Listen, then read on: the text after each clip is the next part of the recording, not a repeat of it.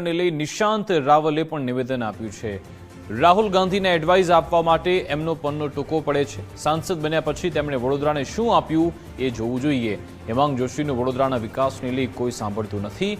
એસઓયુમાં અમારા તમામ કોંગ્રેસ હોદ્દેદારો કાર્યકરો સહપરિવાર જઈએ છીએ। અમને આયાતી સાંસદના સર્ટિફિકેટની કોઈ જરૂર નથી। રાહુલ ગાંધીજીને કોઈપણ વાતે એડવાઇસ કરવા માટે અથવા તો એમને આમંત્રણ આપવા માટે એમનો પનો થોડો ટૂંકો પડે।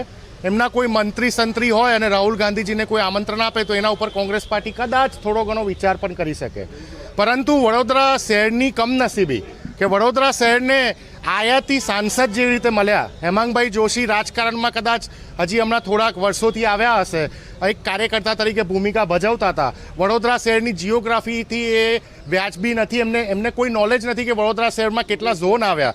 કદાચ મને લાગે છે કે માનનીય સાંસદશ્રીને વડોદરામાં એમનું વોટિંગ કયા બૂથ નંબર ઉપર છે એ પણ નહીં ખબર હોય, અને એવા પ્રકરણમાં જ્યારે પોરબંદરથી આવીને વડોદરાના રાજકારણમાં અને એમના શીર્ષ નેતૃત્વને વહાલા થવા માટે આવા બધા પત્રો લખે, એને અમે સખત શબ્દોમાં વખોડી કાઢીએ છીએ। રાહુલ ગાંધીજીને કઈ યાત્રામાં જોડાવું, કઈ યાત્રામાં ના જોડાવું, અને રાહુલ ગાંધીજીની જે 4000 કિલોમીટરની કાશ્મીરથી લઈને કન્યાકુમારી સુધીની યાત્રા હતી, એટલે જ ભારતીય જનતા પાર્ટી 400 ઉપરથી 230 ઉપર આવી છે। અને અયોધ્યાથી લઈને રામેશ્વરમ, જ્યાં જ્યાં પ્રભુ શ્રીરામના પાવન પગલાં ગયા છે, ત્યાં તમામ જગ્યા ઉપર હેમાંગ જોશી સાહેબની પાર્ટીની કારમી હાર થઈ છે।